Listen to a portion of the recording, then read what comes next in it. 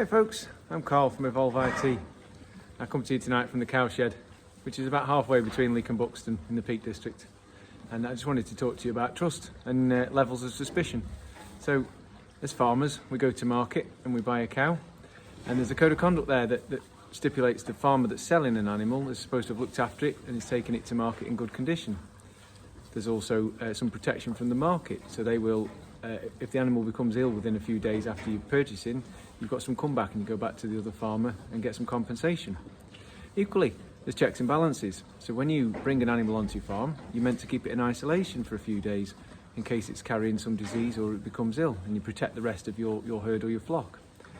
There's even a law in place that when you've brought a cow onto your farm, you can't sell a cow for 6 days. Same with sheep, and 20 days for pigs.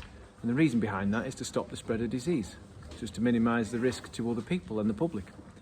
Animals enter the food chain. Well, your IT doesn't necessarily enter the food chain, but it is a representation and an extension of your business. So, as you communicate with your suppliers and customers, your suspicion threshold will naturally drop because you trust them. But you don't know, you haven't got a clue what their cybersecurity situation is like. They could be complete skinflints and pay for no cybersecurity, may have no Windows updates.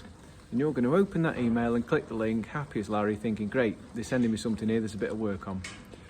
And then what happens is you become infected with a virus or some other sort of malware or spyware. And then over time, you lose money, reputational damage, and then you've got to get somebody like ourselves in to come and put things right. Well, you might think, I've got IT support already. I don't need any of this jazz. Well, that's all well and good. But there are IT providers out there that aren't necessarily scrupulous. So do you know what you're paying for? Do you understand what it says on your invoice? It might say cybersecurity, but what does it mean? What are they actually covering? You might think you're backed up. Maybe you're not. I'd say ask a few questions. And if you want me to cast an eye over your bill, I'd be more than happy to. Anyway, back to these customers and suppliers of yours. Why don't you make an introduction to us? Ask them, who does their IT?